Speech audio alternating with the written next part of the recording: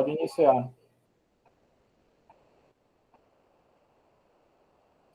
Acho que agora foi, então. Pode iniciar, já está.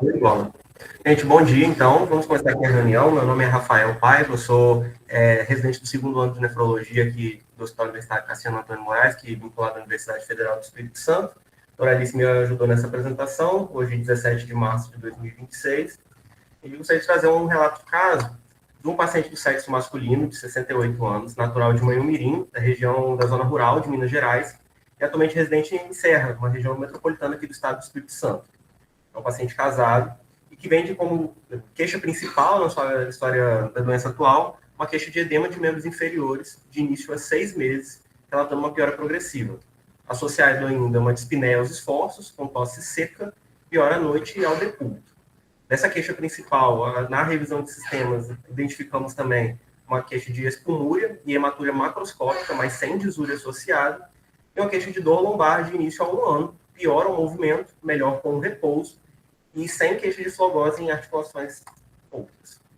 De histórico patológico pregresso, temos um paciente que é asmático desde a infância, diagnóstico de hipertensão arterial há 8 anos, foi no ano de 2018, diabetes mellitus não insulina independente diagnosticado no ano de 2020, foi submetido a uma artroplastia em ombro direito após um acidente automobilístico em 2012 e foi submetido a uma correção de catarata no ano de 2023. Segundo ele, ficou como sequela dessa cirurgia, tanto uma amaurose no olho esquerdo, mas ele também se queixava de uma turvação visual no olho direito, que também recebeu um diagnóstico de catarata, mas não chegou a prosseguir por conta dessa cirurgia falha prévia. Ele nega etilismo, mas foi tabagista dos 5 até os 40 anos de idade, atualmente 68, né? E fazia uso de cigarro de palha, aproximadamente 3 cigarros por dia. Na história familiar, ele tem filhos rígidos e uma sobrinha que é doente renal crônica, secundária à doença renal de diabetes. Ele chega para a gente fazendo as seguintes medicações, sem alteração recente delas. Ele fazia uso da candesartana de 8 mg uma vez ao dia, o amlodipina de 5 mg 2 vezes ao dia, espironolactona de 25 mg pela manhã, hidroclorotiazida de 25 mg pela manhã, furosemida, 40 mg, 2 comprimidos de manhã e 2 comprimidos à tarde.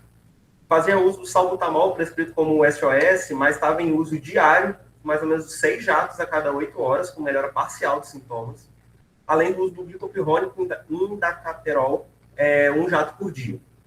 Fazia uso ainda do omeprazol apenas quando apresentava queixa de epigastralgia.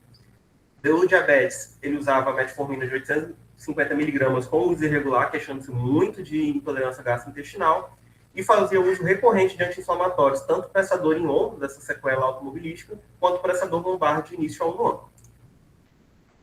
Na admissão, ele foi submetido a um ultrassom de rins e vias urinárias no dia 11 de dezembro, demonstrou um rim direito de 11,3 centímetros com uma cortical de 2 centímetros, o rim esquerdo de 10,9 centímetros, uma cortical de 2,27, aí está a imagem do ultrassom realizado aqui no serviço. A urianálise desse paciente, uma densidade de 1020, um pH de 5, leucócitos não reagentes, uma hemoglobina 1 cruz, com nitrito negativo. No nosso laboratório veio com uma albumina de 2 cruzes, quantificada. A glicose veio não reagente. Leucócitos, 4 células, com valor de referência sendo menor que 4 células por campo. E descrição de hemácias numerosas, descritas ainda codócitos e acatócitos. Na nossa avaliação dos cilindros, tinha presença de cilindros hialino, granuloso fino, granuloso grosso, sério, leucocitário e hemático, com a proteína de 24 horas de 14,5 gramas em 3.300 ml, na urina de 24 horas. Laboratorialmente, então, esse paciente trazia para a gente um sódio de 146, um potássio de 4,2, um calciônico de 3,9, fósforo de 5,8, fosfatase alcalina de 152, um PTH de 128, de perfil de ferro, uma ferritina de 210 com a saturação de transferrina de 35, uma anemia com HB de 9,6, era norma, tá? Eu acabei não colocando aqui. Leucócitos, ele vinha com 4.360 de leucócitos total, 54% segmentados, diferencial normal. Linfócitos, 1.208, plaquetas de 240 mil, o colesterol total de 189, as custas de LDL de 109 e o HDL de 66. E já, quando está no nosso segmento, ele tinha uma creatinina de 1,1 com uma ureia de 50. Tá?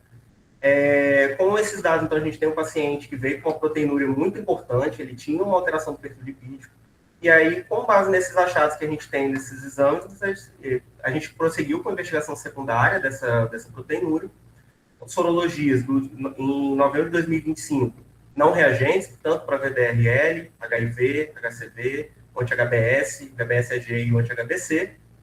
Foi solicitado ainda um perfil de autoanticorpos, um P-ANCA e C-ANCA, que ambos vieram não reagentes, crioglobulinas também não reagentes, um fator antinuclear também não reagente, um C3 e C4 dentro dos valores laboratoriais, aqui acabei colocando 2 vezes o valor de referência, mas estava, acho que era 103 o C3, uma hemoglobina glicada de 5,1. E aí, trazendo então para a discussão, né, assim, quais hipóteses diagnósticas que a gente poderia formular, assim, pensando em quais exames de imagem que a gente poderia realizar, mais de investigação etiológica para esse paciente de 68 anos, com o grau dessa proteinúria e com essas alterações laboratoriais que a gente demonstrado, né? Pelo tempo, doutor Gil, você quer que a gente vá adiantando, que abra para discussão agora, para o final? O que o senhor prefere? A gente pode... Acho que, de forma rápida, a gente pode abrir agora, né? Eu não sei se o pessoal quer comentar.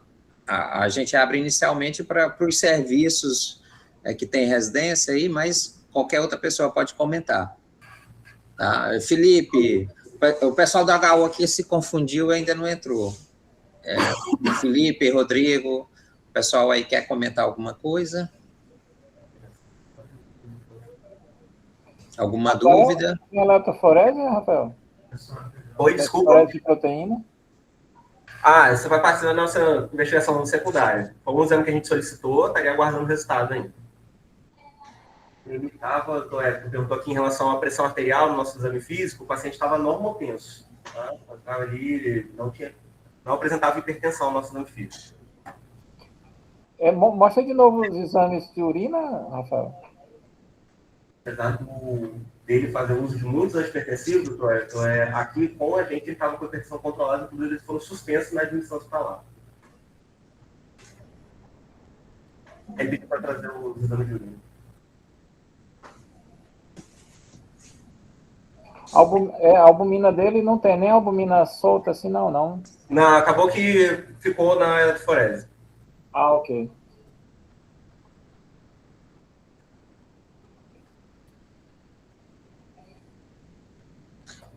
Então, acho que pode passar. Então, assim, só para trazer uma evolução, né, em relação à função renal desse paciente, esse paciente, quando ele vem no segmento, né, então, assim, esses exames de janeiro, que a função renal dele era normal, já quando ele já interna com a gente mais para o final do ano, já estava com uma creatinina de 2,7, que veio em piora progressiva a partir da internação, mas é no dia 18 de dezembro de 2025, quando ele atinge uma creatinina de 5,8, uma ureia de 207, que foi indicada a primeira hemodiálise, tanto por sintomas urêmicos, quanto para maior segurança em relação à biópsia renal. Nesse interim... Só fazer um adendo aqui, que esse paciente ele veio para a gente aqui nessa consulta do dia 24 de outubro. Ele fazia um acompanhamento externo, o colega vendo a evolução e o paciente com limitação na atenção primária, na atenção especializada fora do serviço, o colega pediu para a gente atender ele lá no campo, entendeu? Porque ele não estava conseguindo fazer o restante dos exames. Aí quando ele chegou para a gente, ele já chegou com 2,4 de creatinina. Né? Foi final de outubro. Foi solicitado para ele, então, considerando a faixa etária, o grau de proteinúria, tanto uma eletroforese de proteínas séricas urinárias, a relação capa-lambda e imunofixação urinária, que veio para a gente com uma albumina sérica de 2,95, com um pico monoclonal em lambda, e a imunofixação urinária veio com padrão monoclonal IgG-capa.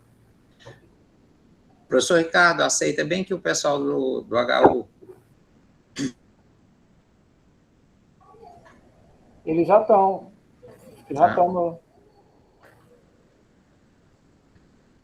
Solicitamos para ele um ecocardiograma transtorácico, que é realizado no dia 25 de novembro, com átrio esquerdo de 98, um volume indexado de 52, um índice de massa de 1,79, uma fração de ejeção de 61%, uma PSAP de 41. Ele veio com o ventrículo esquerdo com a função sistólica e contratilidade preservada, mais uma disfunção diastólica de grau 2, que motivou o ecocardiografista, no momento, ele já realizou um strain longitudinal com um valor global de 17% e maior acometimento nos segmentos médio e basal e poupando a ponta do VE. Apesar disso, quando a gente fazia a relação, dava o valor de 3,5, então ele não, apesar de ter esse padrão de poupar a ponta de VE, ele não sugeria infiltração pelo strain. Tá? Além disso, com base nesse achado, foi solicitada uma tomografia de corpo todo para pesquisa de lesões líticas, que foi realizada no dia 16 de dezembro de 2025, e a ausência de lesões suspeitas de acometimento, ou de plasmocitoma ou de mieloma nos segmentos analisados. Parte também dessa tomografia foi para investigar aquela dor lombar que o paciente vinha apresentando, e ele descreveu apenas como discreta heterogeneidade específica da medula óssea nas diáfises tanto humerais quanto femorais.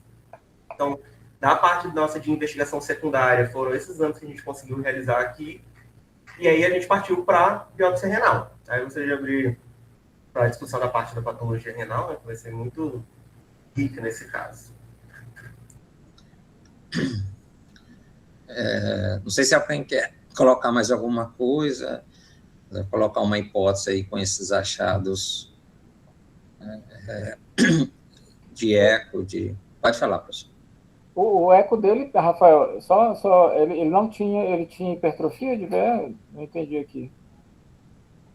Ele veio com o aumento do peso, né, índice de massa, aumento também do átrio esquerdo, ele tinha contratilidade preservada, assim, não veio déficit segmentar, mas ele veio um strain com acometimento, assim, segmentar, né, apesar de ele não ter disfunção segmentar. Ok, mas não tinha, não parecia pela descrição uma doença infiltrativa. Isso, pelo strain okay. de infiltração. Então, trata-se de um quadro assim, nefrítico, né? De hematura, com cilindros, e foi feita a investigação de causas secundárias. Da investigação de causa secundária, a única coisa assim, que sugere uma causa secundária seria um pico monoclonal e a relação capa-lambda elevada, né? Então, nesse contexto assim, nefrótica, com predomínio, com relação capa-lambda nesse padrão poderíamos pensar na doença de cadeias leves, porque, por exemplo, na maioria das vezes, o pico monoclonal capa, a amiloidose renal, ela está, na maioria das vezes, relacionada ao pico lambda, né? Com a deposição de cadeias lambda. Então, capa, a gente pensaria assim, mais uma doença de cadeias leves no rim, né? O interessante, eu não sei se o Rafael reparou, que ele não tem dislipidemia, né? Que é uma característica assim da nefrótica relacionada à amiloidose, né? É um macete, assim. Ele não tem... Confirmou, né, Rafael, que ele não tem o colesterol dele Confirmado. Assim que são as gamopatias monoclonais, geralmente não cursam com dislipidemia. Então, assim, a primeira hipótese, aparentemente, né, não sei se essa gamopatia aí está só de gaiato, né, como diz aqui no São Luís, que ela está aqui, de repente ela é uma gamopatia de significante indeterminado, não tem nenhuma lesão, mas aí só a biópsia renal para definir. No caso, se não tivesse esse pico monoclonal, qual a idade dele mesmo, Rafael? 68. Aí uma nefrítico, nefrótica, norma complementêmica, vai, assim, com hematúria, pensaríamos o quê? Numa GESF, um pouquinho fora de faixa etária, né? O fundo de olho, a retina dele é normal, né?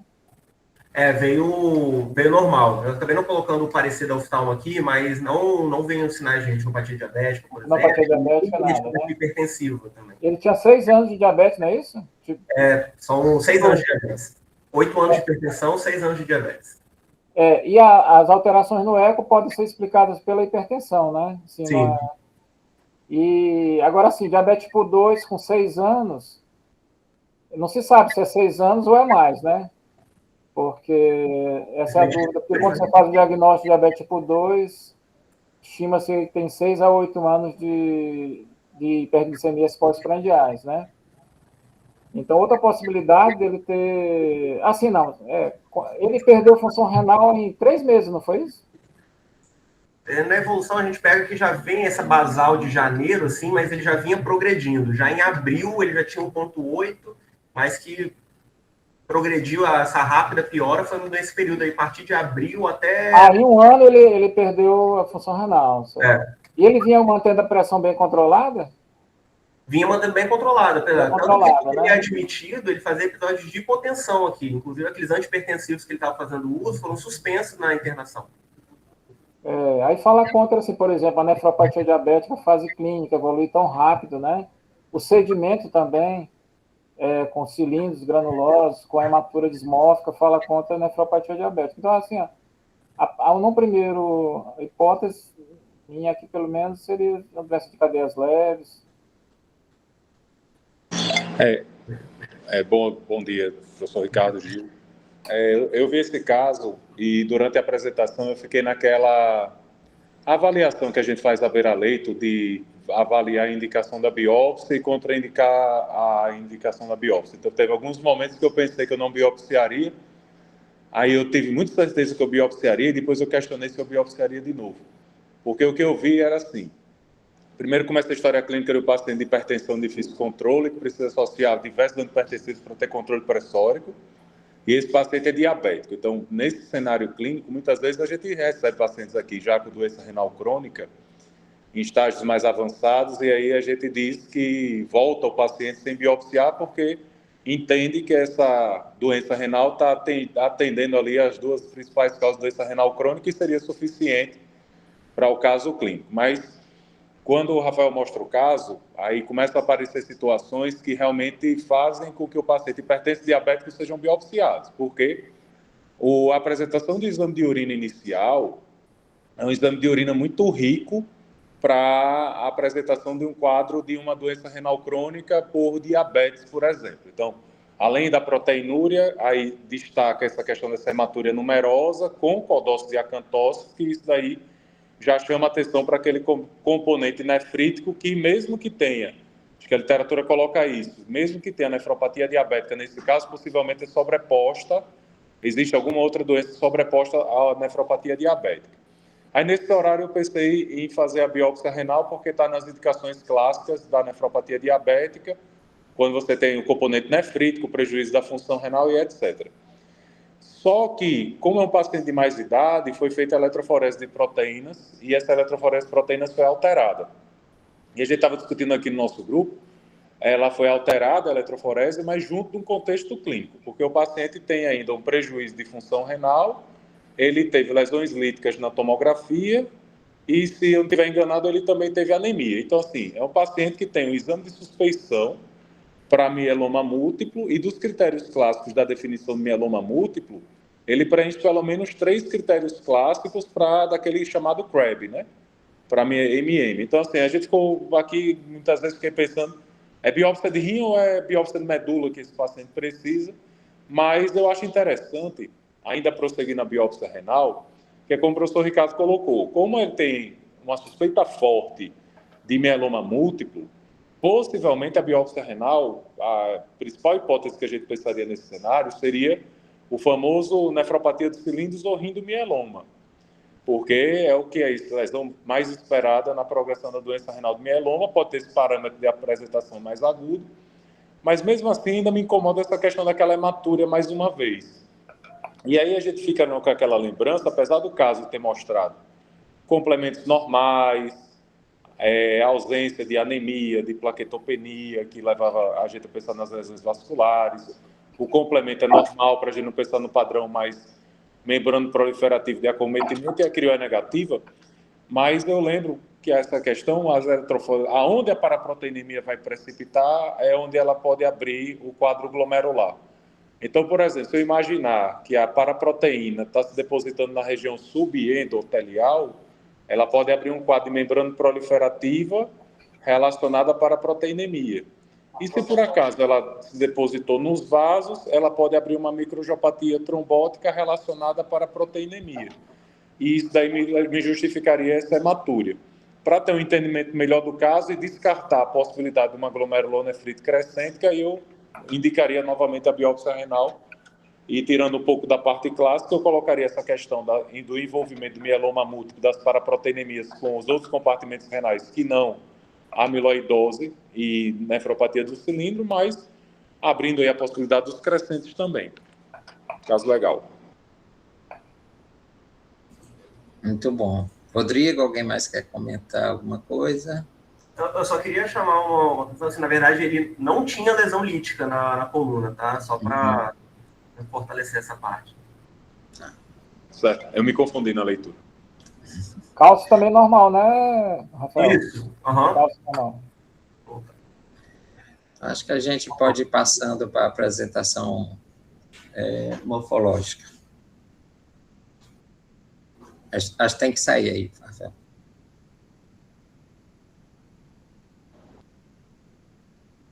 Bom dia, pessoal. Vocês estão me ouvindo? Sim. Sim.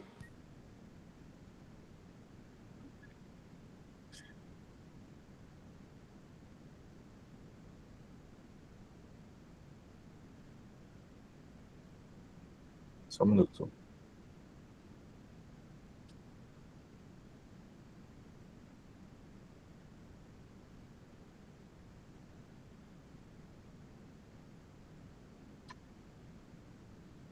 Tá aparecendo aí? Tá. Assim. Certo. Então, pessoal, eu vou apresentar agora o que nós vimos na biópsia desse caso. E, para resumir novamente, é um senhor de idade já, né, com esse quadro nefrótico nefrítico, e essa evidência de um pico com uma imunoglobulina monoclonal.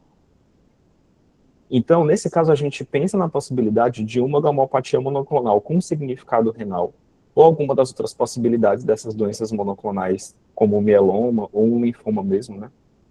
E essa suspeita diagnóstica funciona como uma caixinha de surpresas, porque nós temos várias possibilidades histológicas de diagnóstico dentro dessa caixinha, dentro dessa suspeita, né?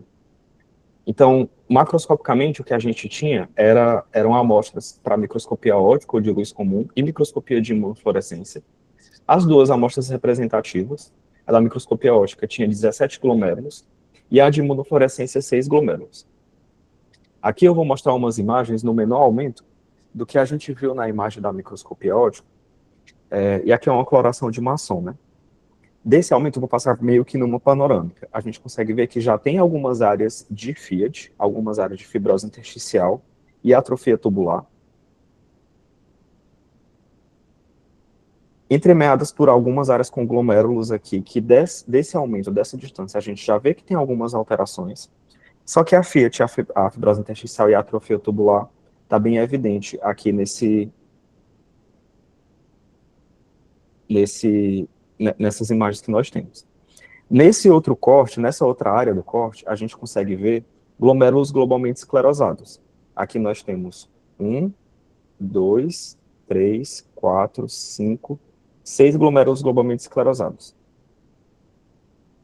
Novamente, glomérulos globalmente esclerosados, uma fibrose bem importante, junto com a atrofia tubular. E esse aspecto estava presente em toda a amostra da microscopia óptica, né? Essa fibrose era bem difusa, bem presente aqui na amostra. E aqui eu vou aproximar nesse glomérulo que estava aqui nesse outro corte, né, para a gente analisar quais as alterações que se tinha nele. E a gente percebe que é um glomérulo onde se tem uma dificuldade de se identificar as alças capilares, o lumen das alças capilares abertas. Isso liga para a gente a suspeita de que está acontecendo uma proliferação aqui. E uma proliferação do tipo endocapilar, porque está ocluindo o lumen capilar. E a gente percebe que essa alteração se continua aqui nos outros glomérulos. Nós temos áreas aqui de proliferação endocapilar. Nessa região. Aqui é um glomérulo quase que globalmente esclerosado, com uma área de esclerose importante, mas que também se tem uma proliferação acontecendo. Na prata, o que a gente percebe na prata são áreas de duplicação da membrana basal. Aqui a gente tem uma área de duplicação. Aqui também uma duplicação da membrana basal. E tem também um outro aspecto que está mais evidente aqui, que é o realce da lobulação das alças capilares do glomérulo.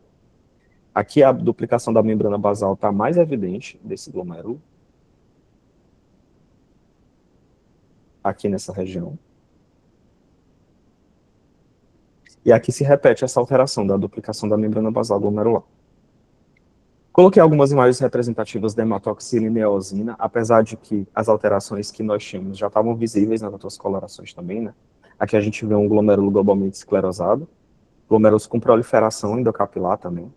Esses parecem ter até uma infiltração leucocitária acontecendo aqui, nesse glomérulo. Parece ter alguns leucócitos infiltrando nele.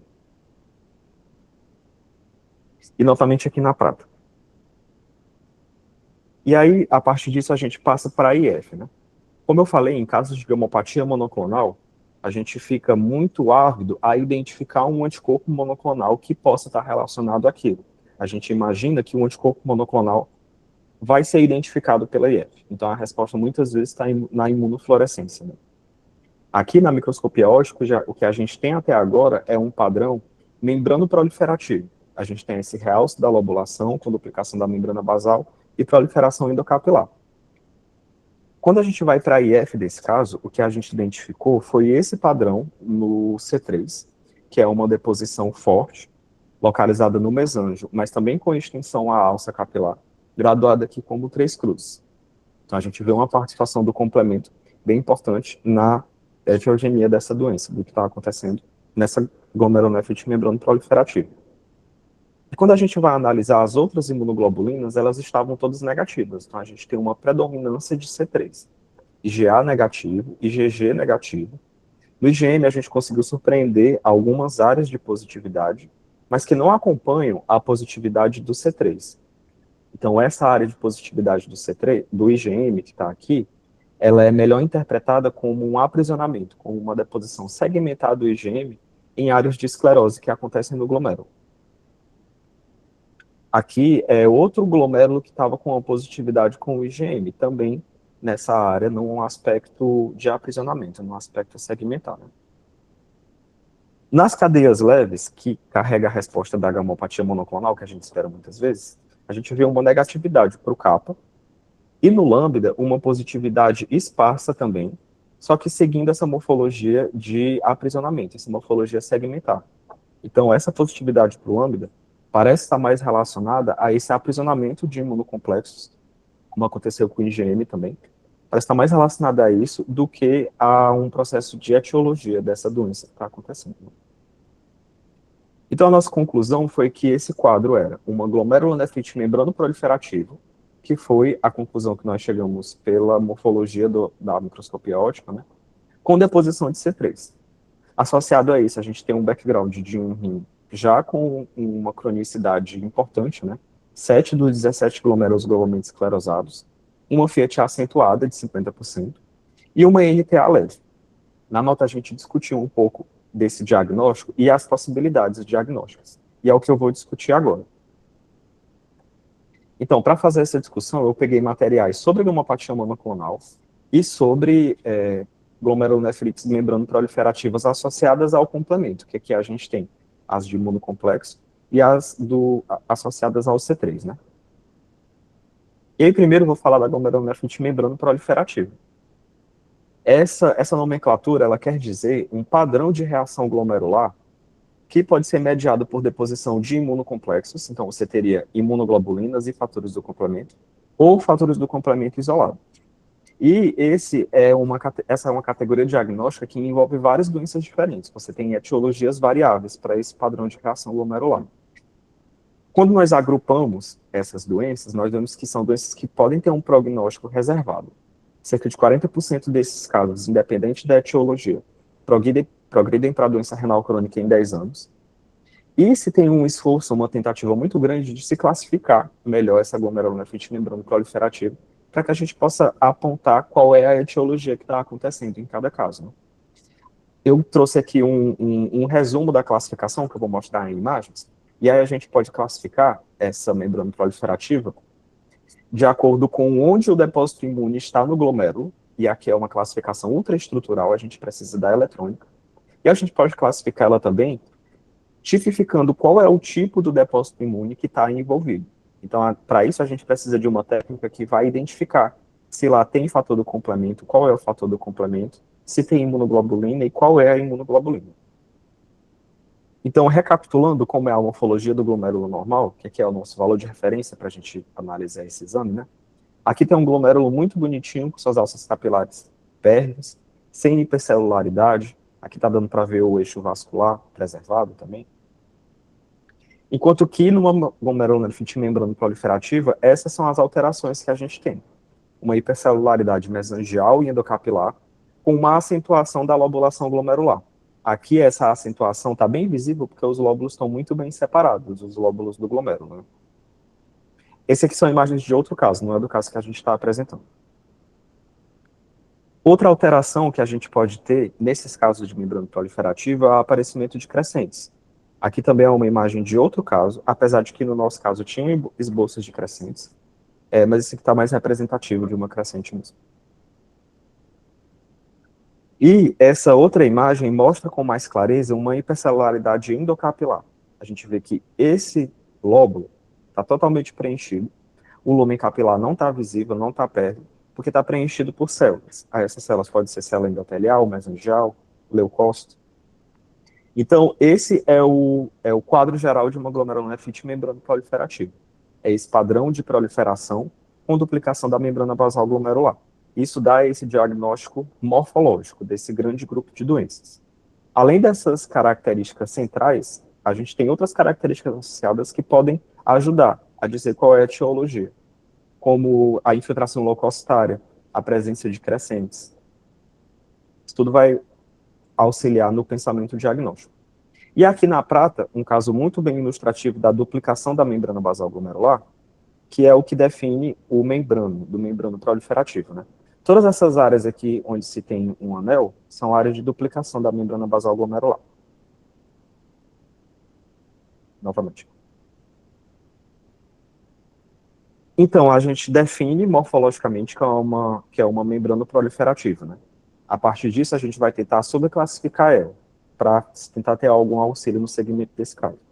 A classificação ultraestrutural, então, é a que eu falei, que vai definir onde está o depósito, e para isso a gente precisa utilizar a microscopia eletrônica. E a gente tem os 3 tipos, que é tipo 1, quando o depósito está na topografia subendotelial, então ele vai estar abaixo do endotélio do lumen vascular, né, do capilar glomerular. Você pode ter esse depósito numa localização intramembranosa, então ele vai estar dentro da membrana basal glomerular, ou ele pode estar subendotelial e subepitelial, que é o tipo 3.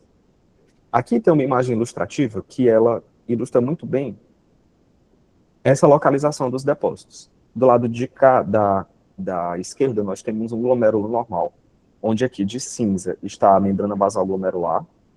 Essa célula verde é o podócito, que é a célula epitelial, e essa célula amarela é o endotélio.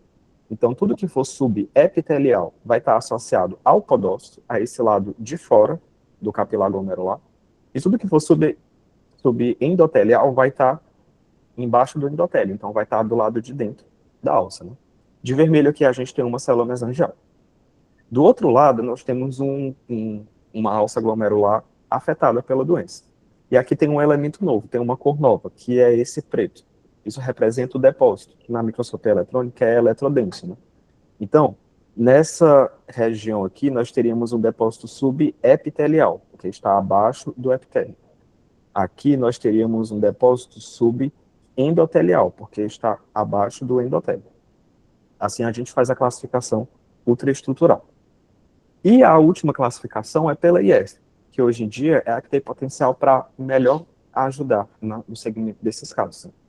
Com a IF, a gente não vai só ver o depósito, a gente vai caracterizar o que é que está formando aquele depósito, o que é que está compondo aquele depósito, né? Então, com isso, a gente consegue dividir esses casos em glomerulonefrite membrana proliferativa relacionada a imunocomplexo ou uma glomerulopatia do C3. Para a glomerulopatia do C3, deixa eu voltar. Para a glomerulopatia do C3, nós precisamos respeitar esse critério.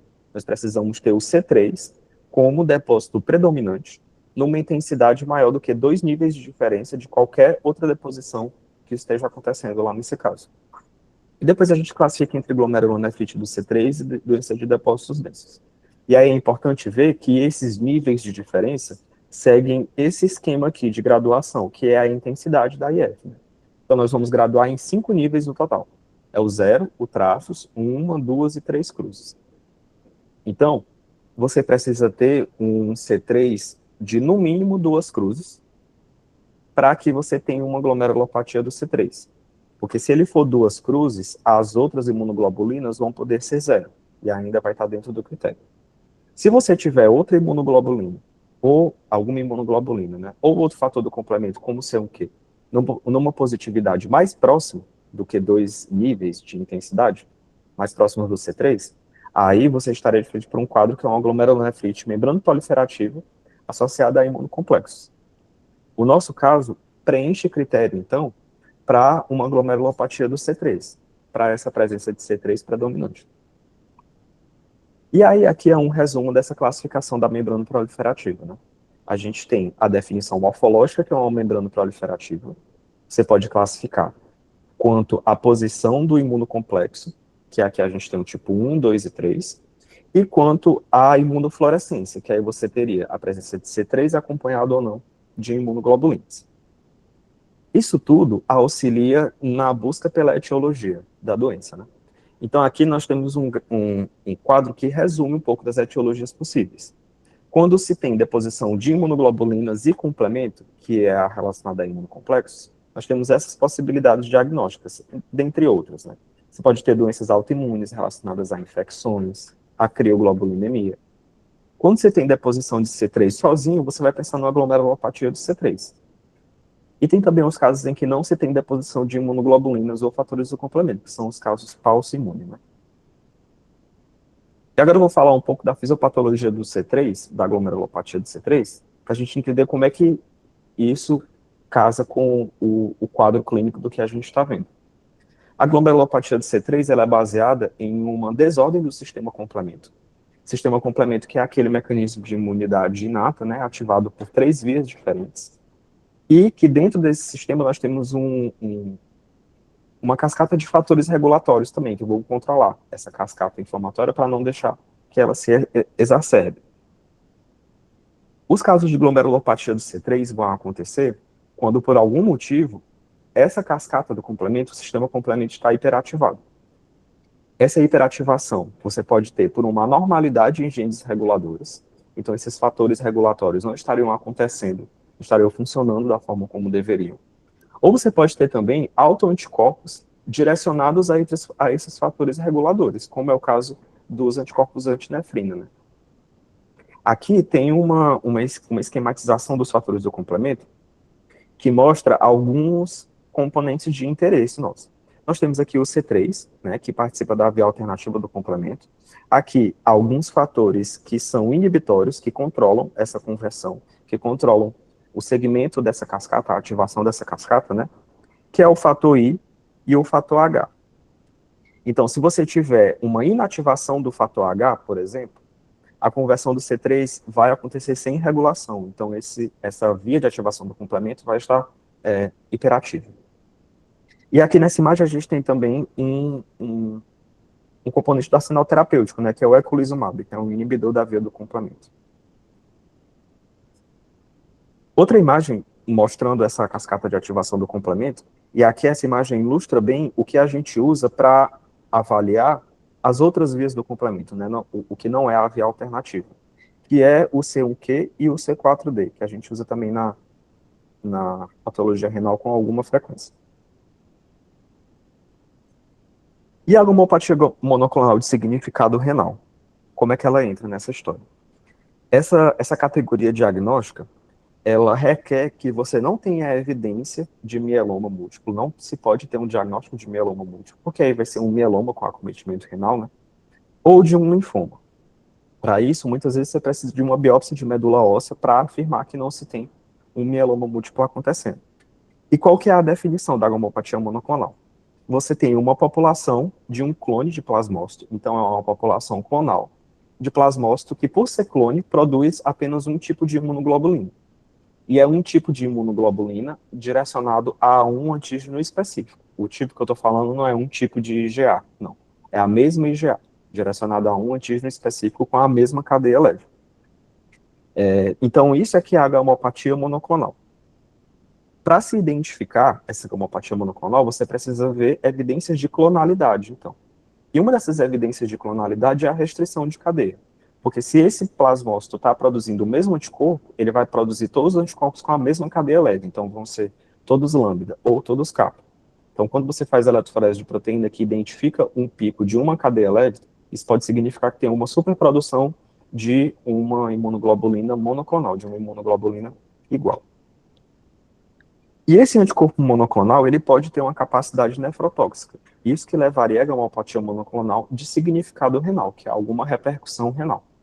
Como eu falei no começo da apresentação, essa categoria diagnóstica é uma caixinha de surpresas, que você pode ter amiloidose, doença de depósito da imunoglobulina monoclonal, uma tubulopatia proximal de cadeia leve, crioglobulinemia monoclonal, uma glomerulonefrite proliferativa com imunoglobulina monoclonal. Então, até agora, a gente está falando muito sobre a identificação da imunoglobulina monoclonal de alguma forma, né? Mas nós temos também o caso de glomerulopatia do C3, que nem se tem uma imunoglobulina envolvida diretamente, identificável aqui nos nossos exames na patologia. E também casos de microangiopatia trombótica podem acontecer. E aí é que a gente vai falar sobre a relação da gamopatia monoclonal e a glomerulopatia do C3. Numa série de casos da Mayo Clinic, se identificou que 36 dos 95 casos de glomerulopatia do C3 tinham uma gamopatia monoclonal associada. E é um grupo de doentes, um grupo de pessoas que carregava algumas características em comum. A principal delas era a idade. A média de idade desse grupo foi de 60 anos. E em glomerulopatia do C3 não associada à gamopatia monoclonal, essa média de idade é bem mais baixa, está por volta dos 28 anos. E 63% dos pacientes com mais de 50 anos que tinham glomerulopatia do C3 tinham uma gamopatia monoclonal subjacente. Então, isso já serve como uma indicação para se pesquisar gamopatias monoclonais em pacientes com mais de 50 anos que apresentam uma glomerulopatia do C3. Então, isso aqui é uma situação em que, mesmo você não vendo um anticorpo monoclonal, você precisa suspeitar que ele pode estar envolvido na gênese dessa doença. E aí, como é que esse anticorpo monoclonal vai levar a uma deposição de C3? O mecanismo que se dá é por uma ativação da via alternativa por uma ligação desse anticorpo aos fatores regulatórios. Então, o problema não seria que o anticorpo monoclonal superproduzido está se depositando diretamente no mesângio ou na membrana basal. Ele vai estar inativando os fatores regulatórios, e aí isso, de uma forma semelhante ao que acontece na glomerulopatia do C3, vai propiciar a hiperativação do sistema complemento, né? E por esse motivo a gente não identifica a imunoglobulina monoclonal na imunofluorescência. Como diagnóstico diferencial para esse caso, a gente precisa atestar de que realmente não se tem uma imunoglobulina monoclonal associada. Porque aí nós teremos um caso que pode ser uma crioglobulinemia ou uma glomerulonefrite proliferativa com depósito monoclonal de imunoglobulina. Para isso, a imunofluorescência já serve, né, para excluir. Em casos em que se tenha alguma dúvida que esses depósitos de imunoglobulina possam estar mascarados, a gente pode usar da técnica da pronase, da digestão com pronase, que pode revelar depósitos que estejam mascarados, né? E aqui uma tabela de uma revisão sobre esses casos de gamopatia monoclonal associado a C3, em que as principais características que destoavam entre os dois grupos é a média de idade. Aqui à esquerda a gente tem os casos com uma imunoglobulina monoclonal, em que a média de idade está por volta de 60 anos, enquanto no outro grupo 28 anos. Mas a gente vê também que a apresentação inicial desses casos tendem a ser mais graves. A média de creatinina inicial foi de 1,9, enquanto nos casos sem o monoclonal 1,3. E de albumina também um pouquinho mais baixo, 3,3 versus 3,5. Então, como mensagens para levar para casa, desse caso, o que fica é, novamente, que a glomerulonefrite membrana proliferativa, ela requer uma investigação clínica laboratorial e anatomopatológica ampla, para a gente conseguir definir a etiologia. É muito difícil que uma dessas instâncias em separado consiga afirmar com certeza qual é a etiologia de uma doença dessas. E também lembrar que a gamopatia monoclonal de significado renal tem um espectro de apresentação histológica bem amplo. Muitas vezes a gente identifica o anticorpo monoclonal, que ajuda a fazer essa correlação diagnóstica. Mas em alguns casos, como nesse caso do C3, a gente não identifica laboratorialmente, aqui na patologia, esse anticorpo monoclonal, né?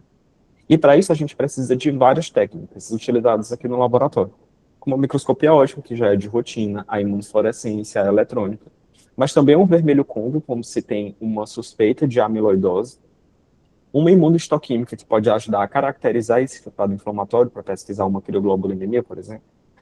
E com mensagem principal bem associada a esse caso, é que casos de glomerulopatia do C3 em pacientes maiores de 50 anos devem sempre indicar uma pesquisa de anticorpos monoclonais por eletroforese para se pesquisar essa possibilidade, porque é uma população de maior risco de ter uma glomerulopatia monoclonal. Muito bem. Então, era isso.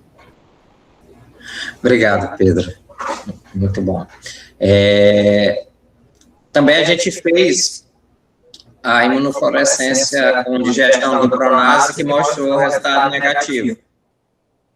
Isso. Então, realmente não tinha restrição de cadeia. Interessante, né, Gil, que ele não tinha consumo de C3 sérico, né? Isso, se não me engano, 40%, no máximo 60% podem ter consumo. Eu acho que a gente passa, não sei se alguém quer fazer mais algum comentário, ou tu fala alguma coisa da evolução, Rafael.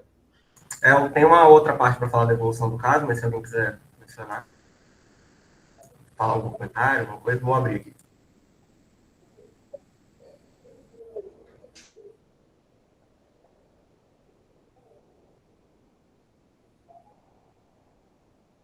Então, estou até aproveitando aqui que a gente está na presença da equipe de hematologia aqui com a gente na nossa reunião, que além da biópsia renal, né, a gente também foi submetido a uma biópsia de medula óssea, que mostrava apenas alterações reativas e benignas, tá, de todos os setores da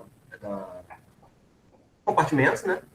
E na imunohistoquímica, ela veio achados consistentes com a medula óssea reacional. Quando a gente jogava na imunohistoquímica, né, veio positivo em plasmócitos típicos, né? Então não tinha evidência de atipia plasmocitária nesse paciente, tá? Ele, inclusive, foi submetido quando a gente fala, então, da imunofenotipagem nesses casos, a gente vinha que esse paciente tinha apenas 1,5% de plasmócitos clonais, e aí isso fechava um diagnóstico compatível com a gamopatia monoclonal de significado indeterminado, mas aí também avaliando como critério clínico, mais as outras manifestações, ou com mieloma indolente, mieloma múltiplo, ou ainda assim como a gamopatia monoclonal de significado renal. Quando a gente fala, então, da imunofenotipagem, a imunistoquímica, né? A imunistoquímica, ela tem como objetivo ela avaliar a citoarquitetura medular, avalia tanto quanto de ocupação em porcentagem da medula que foi ocupada, e o padrão monoclonal. E a imunofenotipagem, ela avalia marcadores específicos na superfície do clone. Então, a gente consegue avaliar exatamente qual é o clone patológico e a presença de doença renal, doença residual nesse segmento desse paciente. Esse paciente ainda, como uma coisa que até o doutor Eto aqui chama a atenção, esse paciente como muito hipertenso prévio e na admissão ele já não apresentava hipertensão, apesar dele não ter achado de infiltração no eco, quando a gente faz esse trem, a gente ainda foi submetido a uma biópsia de gordura abdominal, que veio negativa na pesquisa de vermelho Congo, na nossa pesquisa de amiloidose. E só reforçando o que você falou, em relação à gamopatia monoclonal de significado indeterminado, significado renal, ela é um espectro de doenças proliferativas que são tanto do plasmócito quanto do linfócito B, que não fecha critério para outras neoplasias hematológicas. Então, citar aqui o mieloma múltiplo, como a macroglobulinemia ou linfomas. Quando ela não está associada a nenhuma lesão de órgão-alvo, a gente chama ela de significado indeterminado, mas quando você tem um acometimento renal, principalmente progressivo, a gente chama ela desse espectro, que é a gamopatia monoclonal de significado renal. Tá? Quando a gente fala que não fecha critério para mieloma, a gente tem no nosso PCDT os principais critérios para diagnóstico, né? Então, inclusive o CRAB, que são as manifestações laboratoriais, que a gente fala da hipercalcemia, insuficiência renal, anemias, lesões ósseas, né? Aí no caso de imagem. Mas também como a gente tem marcadores específicos da medula, tanto no aspirado, quanto a dosagem da relação kappa-lambda das cadeias leves e a presença de lesões focais.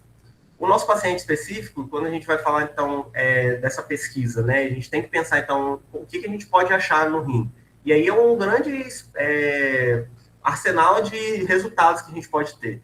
Quando o paciente vem na manifestação renal, ele pode vir desde depósitos organizados para fechar diagnóstico ou de amiloidose, ou glomerulopatia imunotactoide, crio, tubulopatia proximal, quando sem nenhum depósito organizado, sem nenhum depósito de modo geral, que isso vai principalmente pelo espectro da microangiopatia trombótica associada à glomerulopatia monoclonal, ou quando tem um depósito não organizado, que aí vai pelo depósito de imunoglobulina, a glomerulopatia C3 e a proliferativa com depósito de imunoglobulina. Então, assim, a manifestação renal das glomopatias monoclonais, ela tem ampla apresentação clínica e manifestação patológica na biópsia. E quando a gente fala de tratamento, né, aproveitando que a Marta está aqui, que é uma grande polêmica, né, esse artigo do Green, que foi publicado esse ano, ele propõe um algoritmo para avaliação de indicação de tratamento, mas isso depende muito mais, às vezes, de disponibilidade do tratamento e políticas protocolares mesmo, né? Então, quando a gente faz um diagnóstico de glomerulopatia monoclonal de significado renal, se o paciente tem uma função renal preservada, sem envolvimento extra-renal e que não tem proposta de transplante de medula, ele sugere você manter tratamento conservador. Quando o paciente já tem uma queda da taxa de filtração glomerular abaixo de 20, ele sugere considerar a terapia direcionada para o clone específico. Então, a gente vai seguindo esse fluxograma, né? Quando você consegue identificar o clone específico pela granulopatia, quando você não consegue identificar, ou quando você detecta tanto o clone como a proteína.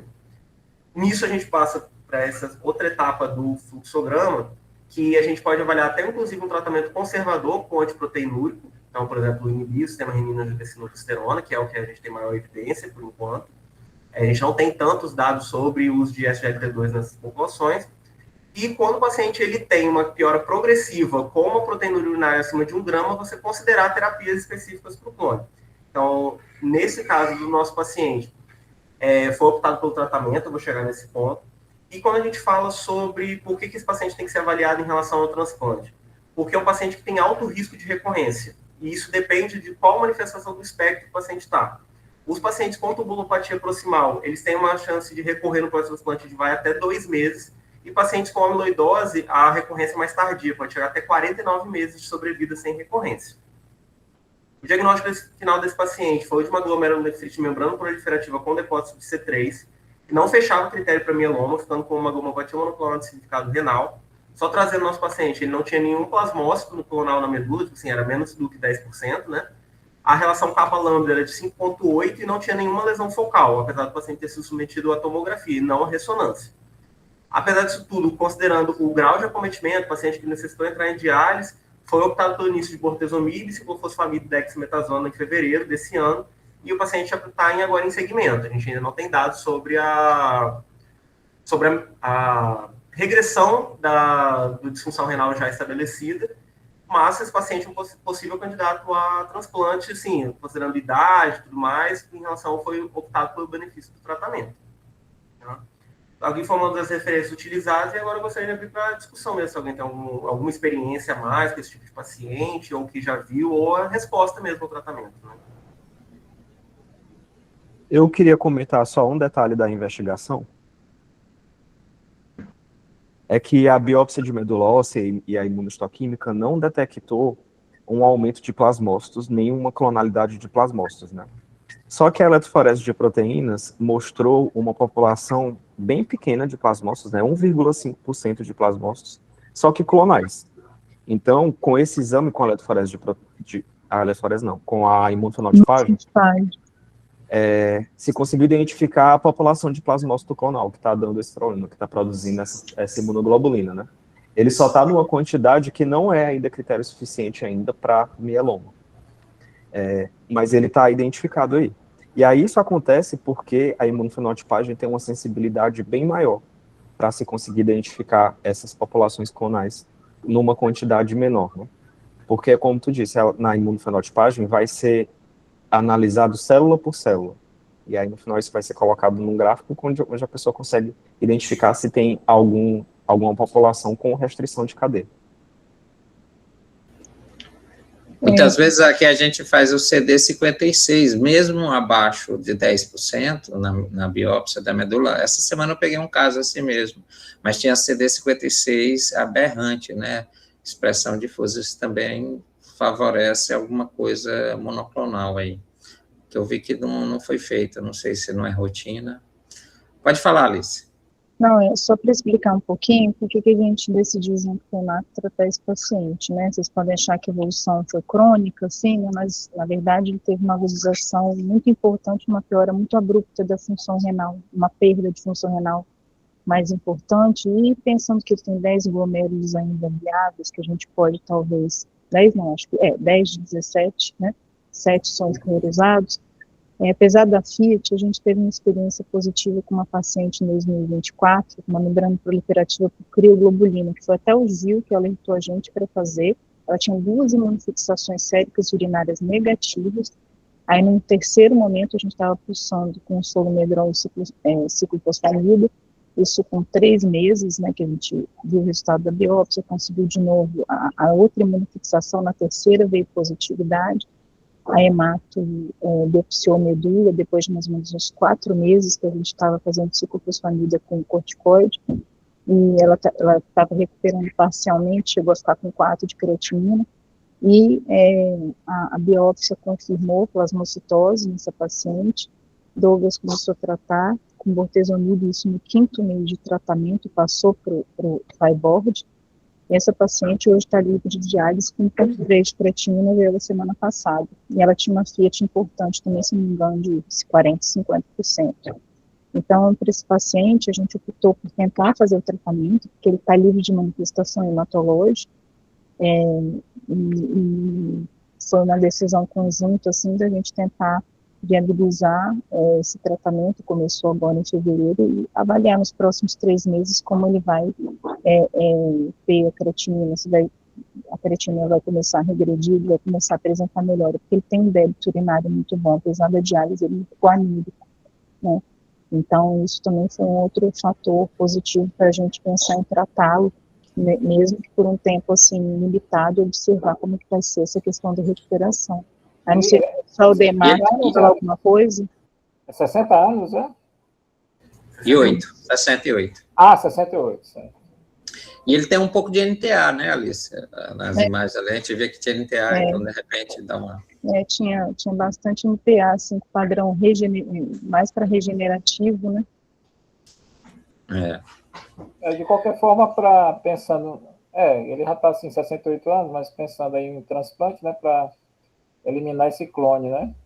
Exatamente. Outra coisa que esse caso chamou a atenção é que muitas vezes a gente biopsia só a medula, pensando assim, não vamos biopsiar o rim não, porque ele está fazendo o diagnóstico já pela medula. Só que isso me trouxe à tona o seguinte pensamento, quando a gente não biopsia o rim, por já ter um diagnóstico hematológico, né, tudo bem que a gente quer poupar para evitar um risco maior de sangramento, mas a gente não sabe viabilidade renal, talvez a gente não consiga dar uma resposta para a hematologia em termos de manutenção do tratamento, pensando, por exemplo, só em função renal, né? E esse caso trouxe para a gente um outro parâmetro, né? Porque é um paciente que tem uma doença completamente diferente do que a gente estava pensando, né? A gente está pensando que nem o professor Ricardo, a princípio, em uma doença de cadeia leve, né?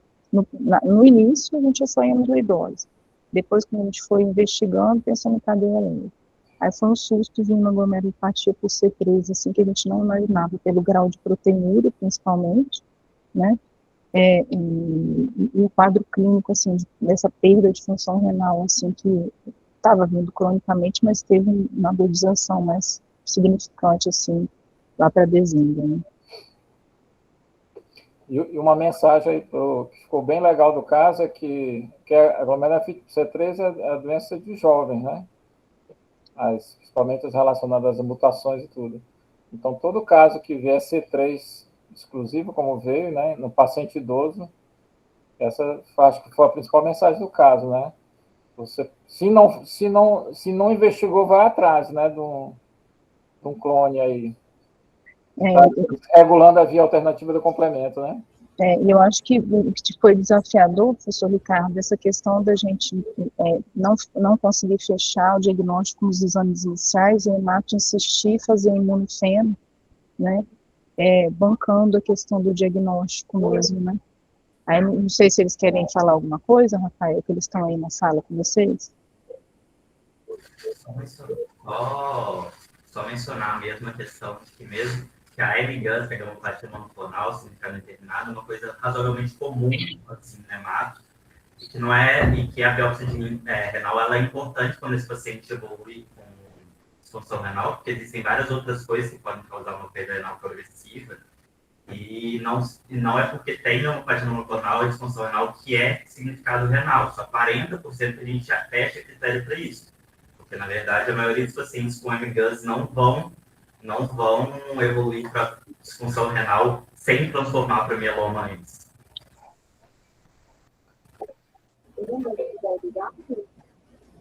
Gil, Viu, professor? nós tivemos um caso recente, né, na medicina privada, não sei se você recorda.